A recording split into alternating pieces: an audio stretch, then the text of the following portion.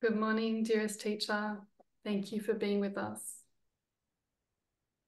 Good to see everybody, even though there's not very many of us, at least today. Okay, let's get started. We'll offer the mandala. Here is the great earth, filled with the smell of incense, covered with a blanket of flowers. The great mountain, the four continents, wearing a jewel of the sun and the moon. In my mind, I make them the paradise of a Buddha and offer it all to you. By this deed, may every living being experience the pure world. Idam Guru Ratna Mandalakam Niryatayame. I go for refuge until I'm enlightened to the Buddha, compassion, knowledge, and strength, the Dharma, the enlightened side of truth, and the Sangha, the community of realized beings.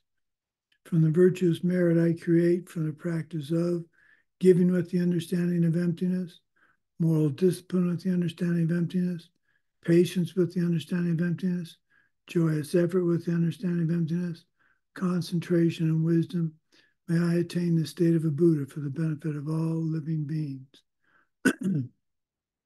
I go for refuge until I am enlightened to the Buddha, compassion, knowledge, and strength, the Dharma, the enlightened side of truth, and the Sangha, the community of realized beings. From the virtuous merit I create, from the practice of giving with the understanding of emptiness, moral discipline with the understanding of emptiness, patience with the understanding of emptiness, joyous effort with the understanding of emptiness, concentration and wisdom, may I attain the state of a Buddha for the benefit of all sentient beings.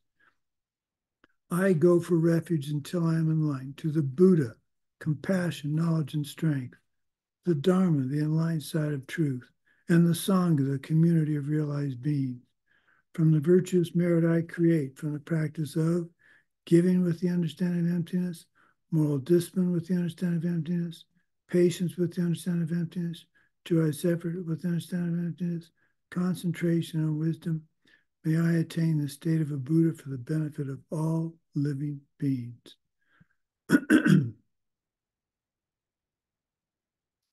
Okay. Well, my screen just did something weird.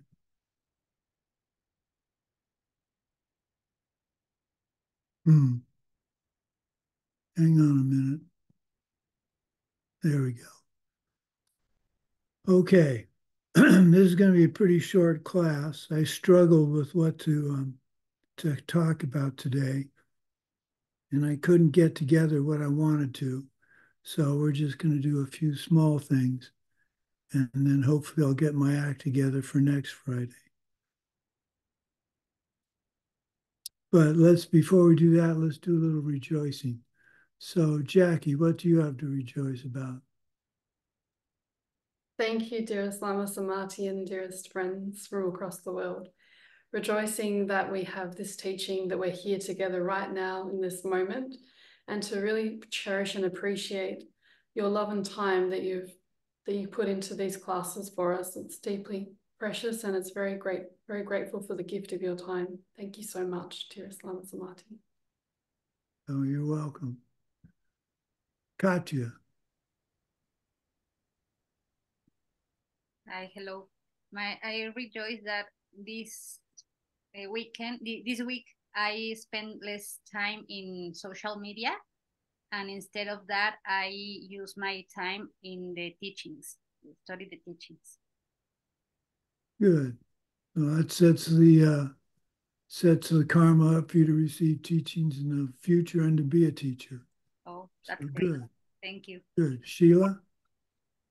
I'm work in be more careful when I drive, because I used to drive very fast, and I am doing the effort to drive more with more care and be more kind when I in the car.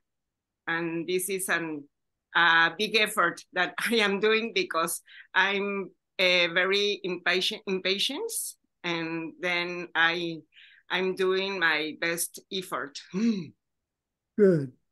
Well, that's huge karmically, especially if you were driving over the speed limit. That's not good because you're disobeying a law. But In the United States, we have a speed limit of 75 miles an hour and everybody drives 80. So we're all breaking the speed limit, but it's allowed. So good for you. Yes. Thank you. Did you get a ticket or something? What made you decide to start driving more carefully? Because it's not fine for anybody. I have less care, and I am how do you say? And I don't know how do you say. I'm yes. I'm trying to be care with the life of my life and the other people, and I am working to respect the life, because I want to the seeds to be health and to have more life. Okay. Good. I'll remember that when I'm down in Guadalajara and see you go speeding by. Okay. Natalia, what do you have to rejoice about?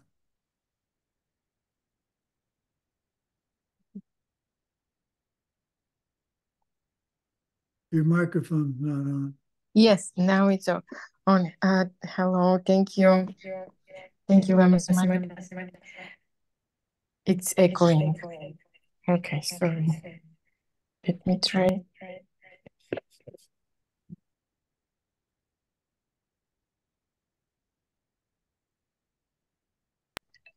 Okay, so here's better.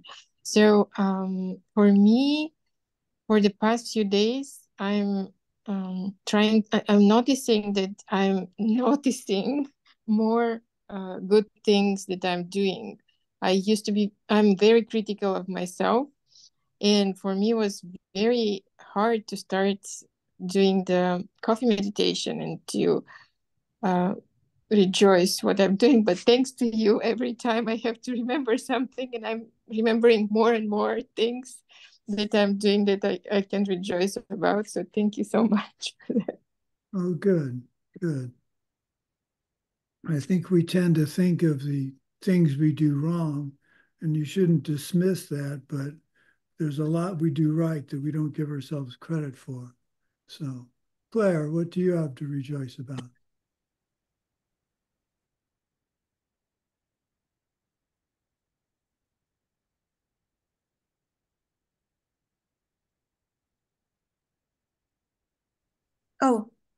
Hello everyone. Hello, good evening, Lama Sumati. I would like to rejoice that tonight I visited an exhibition of Rerich, and there were so beautiful tankas, and I rejoice that my karma projected these beautiful masterpieces, and I managed to see it. Good. Well, that's going to assure you have beautiful art in the future, meaningful art in the future. So good. Is it, do I pronounce your pay or pie? Pay? Lama Sumati. Can I say my rejoice? Yes, but do I pronounce your name Pei? My name is Pei Ling. I Pei come Ling. from Malaysia. Okay, Pei Ling. Thank you. Go ahead, Pei Ling. I want to rejoice today. I wake up early. It's 5 o'clock morning in Malaysia, and I'm very grateful because I see Lama Sumati today, and I managed to wake up. And then I want to rejoice that I can work hard to wake up early because I'm quite lazy. And then I think my seat changed for me to work hard. Well, I had trouble waking up today. I had to teach at 5 a.m. for my students in Malaysia. And so I needed to get up, and I usually get up at 4, my alarm went off at 4:40, so I had to scramble to get ready to teach. So I just rejoice that my alarm went off. That's one of my great fears when I teach, especially such an early class. That some days I wake up on a Thursday and I think it's Friday and I rush to get ready, and then I remember that it's Thursday. So what do I have to rejoice about? Well, I rejoice that I've taken on such a onerous, not onerous, a serious task of teaching the Lam Rim. There are lots of parts of Buddhism that I don't understand very well. And I've just decided the best way for me to try and understand is to try and help others understand. So I rejoice that I have the self-confidence to do that. So, okay, we're done with rejoicing. I'd like to, there's just a few topics I want to talk about today. One of them is, what is it that separates each of the 8 states, meditation states, from the preceding one?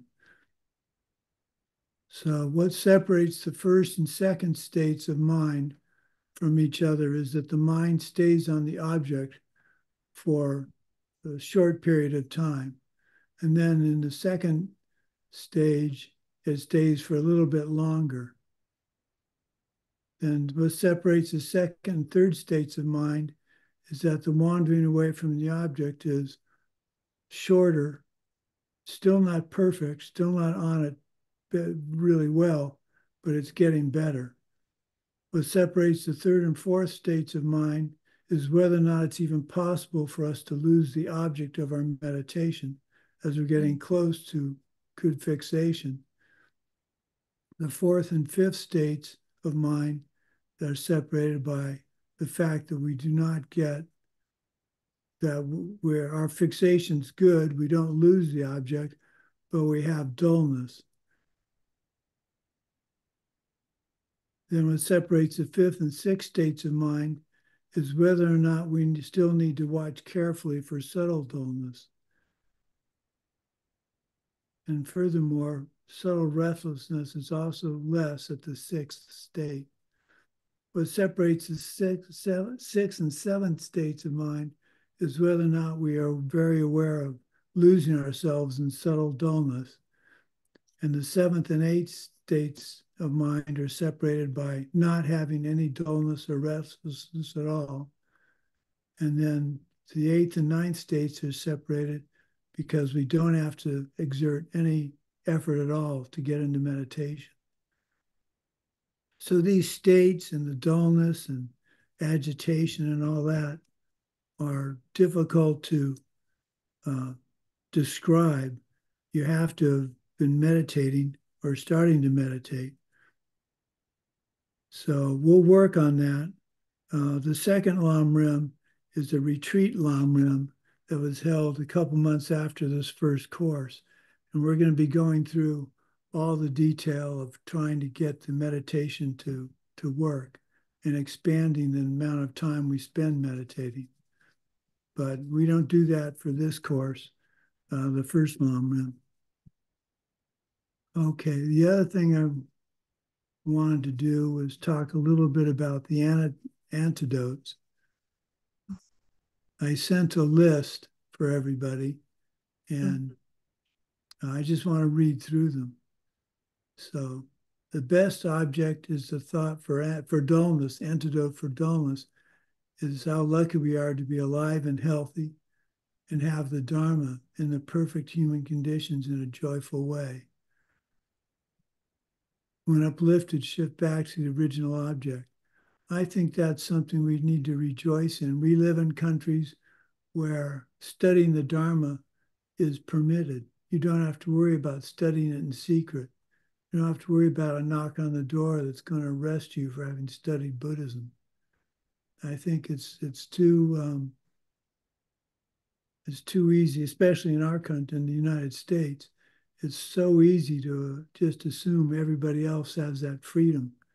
And it's very clear that if you live in China and you study, you have a picture of His Holiness on the wall, you could get in a huge amount of trouble. I think that's, well, we don't have that problem. The next one, the thought of benefits of behaving well towards your Lama will accumulate virtue while your focus is away from the original subject. Focus on a bright light. Think of the good qualities of Lord Buddha. If that doesn't work, break the meditation and stretch, or go to a cold place and get refreshed. Go to a wide open place to look at the sky or wide vistas. Pace back and forth and get exercise. Splash face with water and go back to meditating. I can't really consciously think of having this problem with dullness. It's not that I don't have a problem with dullness. I catch myself. I rarely get up and try and move around and then get back on my cushion. I find that doesn't work. If anything, I just open my eyes and stretch. Antidotes for agitation. Mentally loosen up on the object and bring the mind down. That doesn't work, shift to another object. But be careful about that, because we're told to not do that unless we absolutely have to.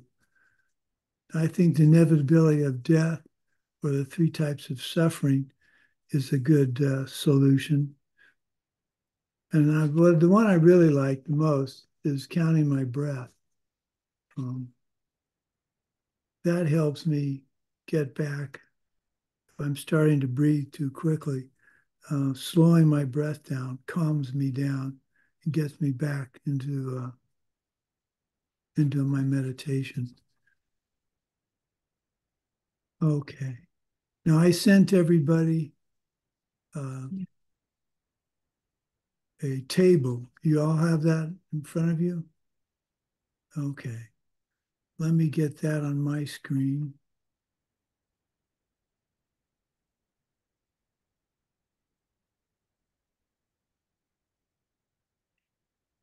Okay, so scopes, vehicles, and paths. So the reason I wanted to go over this is as we go through the course, we're going to be using a lot of these terms pretty frequently.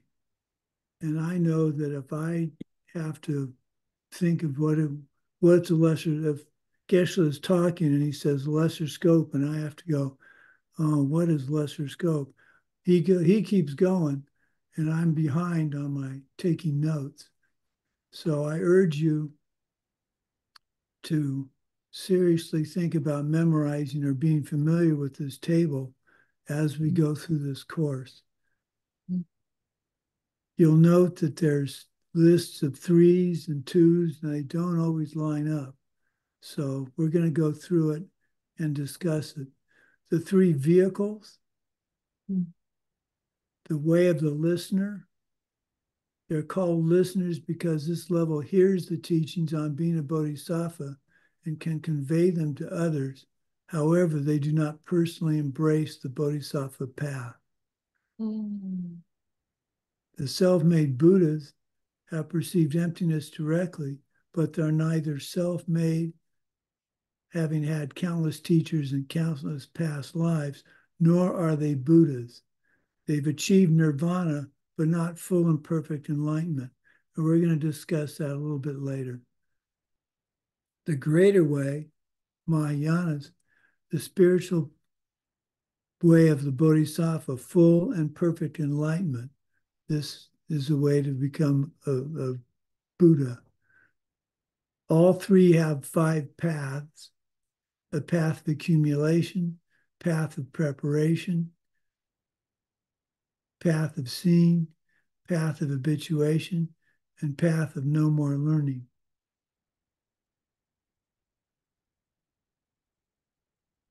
So if we want to think of it as scopes, we have the lower scope, medium scope, and greater scope. Lower scope, minimum motivation you can have and still be a Buddhist. So you've taken refuge. Your goal is to escape the 3 lower rebirths, which would be rebirth as an animal, a preta, or a hell being. If you work with this motivation, you will get all the things you need in this life, because the virtues necessary to avoid lower rebirth are the same ones that bring happiness now. So what they follow is the 10 virtuous deeds is their guide to how to run their life. Medium scope, or listeners and self-made Buddhas, they have a wish to achieve personal freedom from cyclic existence, seeking nirvana for themselves. So they don't want to be reborn at all. Lower scope just doesn't want to be reborn in the 3 lower rebirths. They're not concerned about getting out of samsara. Medium scope wants to get out of samsara, but are not interested in doing it for others. They're interested in doing it for themselves. The greater scope, the bodhisattvas, and they seek perfect enlightenment for the sake of all living beings. So what do we mean by the total enlightenment versus just enlightenment? This confused me for quite a while when I was beginning the ACI courses. I figured there's just one enlightenment, total. I mean, you're enlightened or you're not enlightened.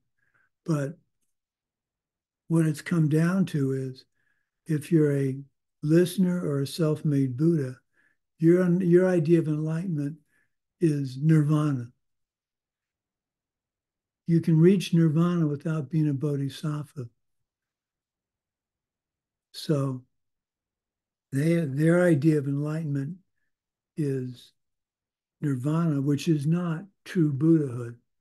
True Buddhahood is the omniscience of a Buddha, and the only way to get the omniscience of a Buddha is to go through the 10 bodhisattva bhumis. And you can only do that once you've seen emptiness directly. Now, can a self-made Buddha and a listener see emptiness directly? Yes, they can. But they don't do it with bodhicitta in their heart, so they can't become a bodhisattva. Whereas a greater scope has bodhisattva, bodhicitta in their heart, and when they see emptiness directly, that gets them on the path to total Buddhahood. So when you're studying the ACI courses, keep in mind when you see the term bodhicitta, is it Mahayana bodhicitta or just bodhicitta? The core scriptures for the listeners is the first turning of the wheel, specifically the 4 Arya truths. Self-made Buddhas also rely on the first turning of the wheel, but more specifically, the 12 links of dependent origination. And the greater way relies upon the second and third turning of the wheel in all Mahayana scriptures. Turning of the wheel were the 3 different times Lord Buddha discussed the concept of emptiness in different ways for different audiences. So you need to decide, you need to know which turning of the wheel the vehicles are following. Then there's the way or path. Hinayana is the lower way, and that's the self-made Buddhas and listeners. And Mahayana is considered to be the greater way, spiritual path of the Bodhisattva. Now, it's important to realize when we say lower or higher, it's talking about the how well they understand the concept of emptiness and dependent origination. So it's not that you're a lower person if you're a Hinayana practitioner. You just have an incomplete, that's a better term, an incomplete understanding of emptiness and dependent origination. So we have to be careful, because we're not supposed to say we're better, we're greater. We have to be careful and realize it's more a matter of what we understand, and we aren't to make fun of people that don't understand it as well as we do, or as well as we're trying to understand it. So let's see what else I want to say.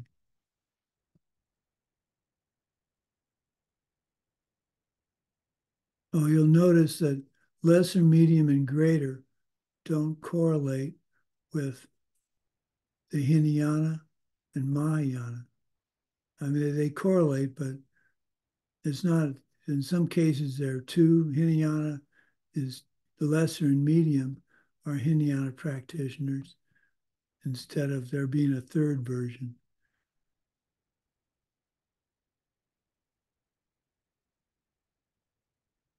Now, the other thing I wanted to talk briefly about are the schools of ancient India. This is something that you really need to understand. And I just strongly recommend you either keep this table very handy as we're doing this, the Lam Rim, or you memorize it. So the schools of ancient India were the functionalist school, independent school, and implication school. The functionalist schools were both Hinayana and Mahayana. The Hinayana were the Abhidharma or detailists. The Sautrantika or Sutra logic practitioners were Hinayana. The Chittamatra or Yogacara were mind only. They were part of the Mahayana path. Then there is another part of the Mahayana path called the Madhyamaka or middle way. And they were the Svatantrika, independent school, and the Prasangika or consequent school. And we're part of the implication school or Madhyamika Prasangika. So it's important to remember these distinctions, this classification in terms of schools, because Geshe is going to say the functionalist school. And if you're scrambling trying to remember what the functionalist school is, you're going to lose place in the lecture. So I wasn't kidding when I said the class was going to be brief. I don't have anything else to discuss. I apologize for that. I struggled and didn't succeed very well. So next week, we'll have much more to talk about.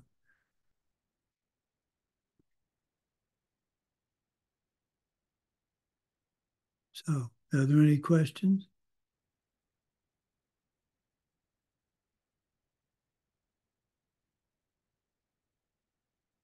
Apparently not.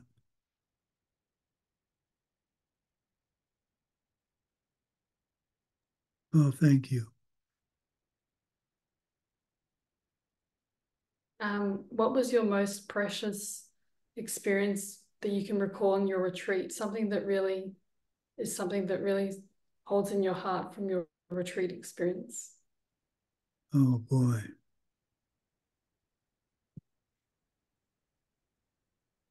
Well, that's an interesting question. I haven't thought about that in a long time. I think I'm not going to talk much about the spiritual stuff because that's private. But I think one of the things I treasured every day was the fact that I designed and built a water system that allowed each cabin to have water, constant water, and they didn't have to carry water, didn't have to worry about going and getting water, except when they didn't bother to monitor how much water was in their reserve tank. I designed the system so that each cabin had what I called a reserve tank of 500 to 1,000 gallons of water, so that if the water system went down, each cabin would have 10, 20 days of water while they repaired the water system. And some people didn't monitor. Each tank had a float valve in it so that the tank would fill when it got down below a certain level. I encouraged everybody to monitor the water level in the tank. They were all black. And so you just run your hand down the side of it and you'd find a place where it was cooler, and that's where the water level was. So if they did that and the tank was getting too low, they would let me know and I'd come and fix it. Sometimes people didn't do that and they were up against not having any water. But most of the time, the concept worked. And so it was really nice to be able to provide 30 plus cabins with a constant flow of water. So every day we had water in our cabin. I rejoiced in that and was very pleased that I was able to enable people to have such a beautiful retreat.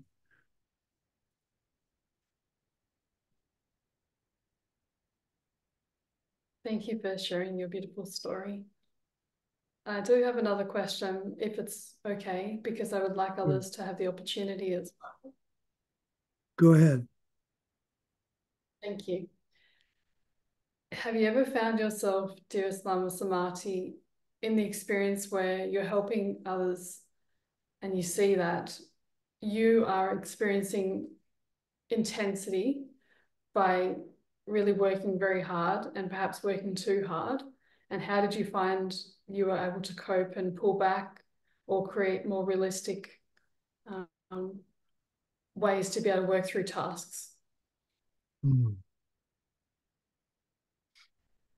Mm. Well, I tend to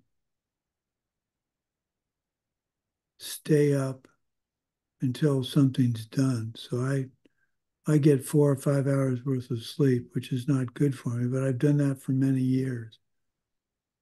My solution, if I have a task at hand and I've bitten off more than I can chew, I stay up and try and solve the problem by working extra hours.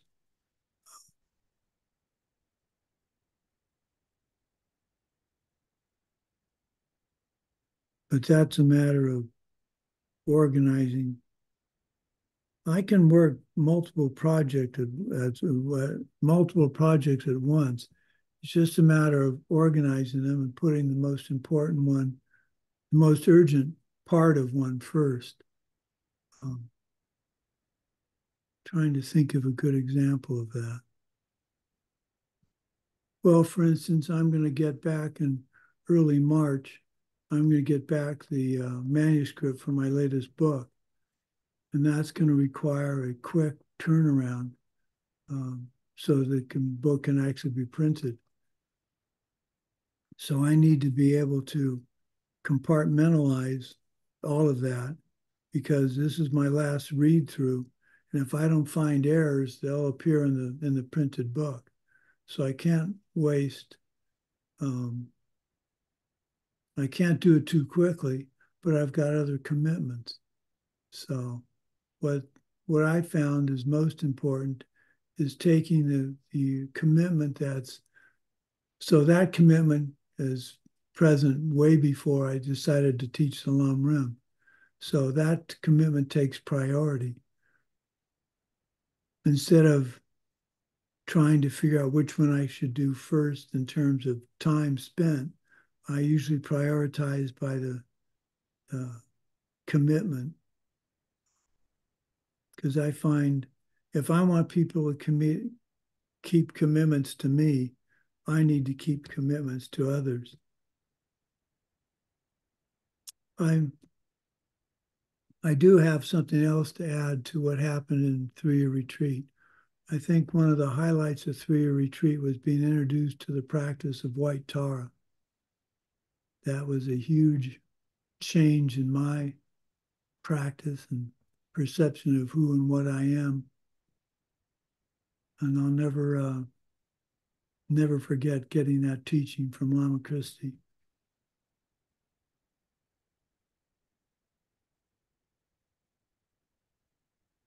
Any other questions?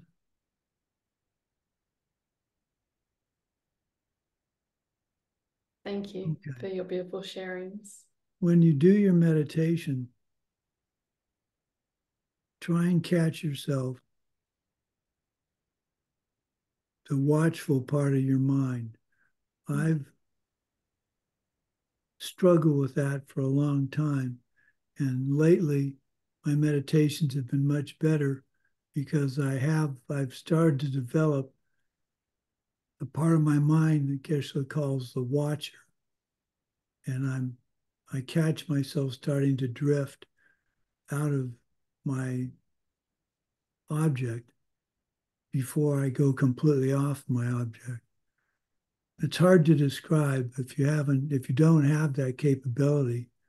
It's pretty hard to describe.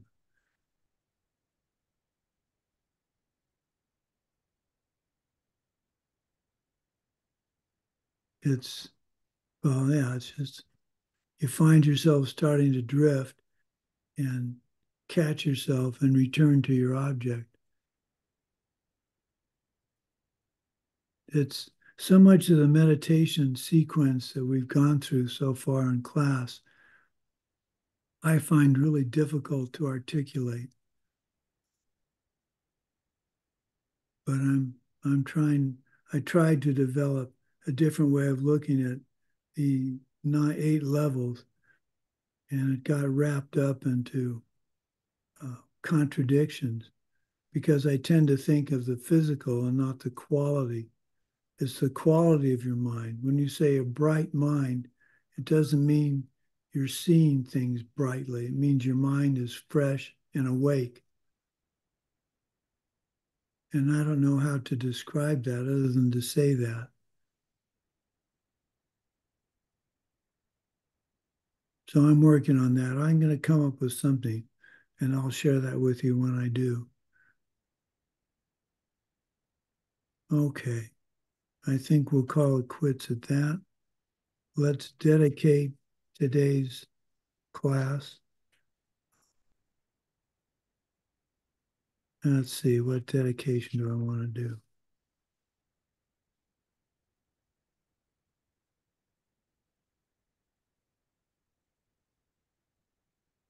May the source of benefit and goodness, the Dharma, spread and expand. May the beings upholding the Dharma have excellent health. May the source of happiness and well-being for all embodied beings, the Dharmas taught by the Buddhas, always increase. May the precious Bodhi mind not yet born arise and grow. May that born have no decline, but increase forevermore.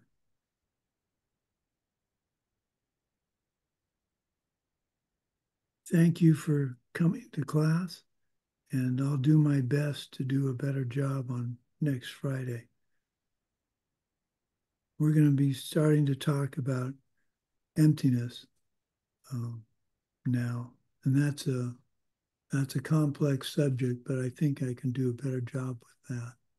So, thank you. Have a good weekend. And, Thank you.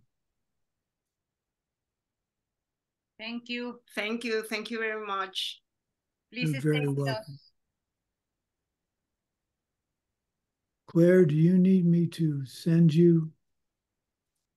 Would you prefer, is it easier for you if I send you the text of what I'm going to talk about, or are you doing okay? Yeah, it's easier.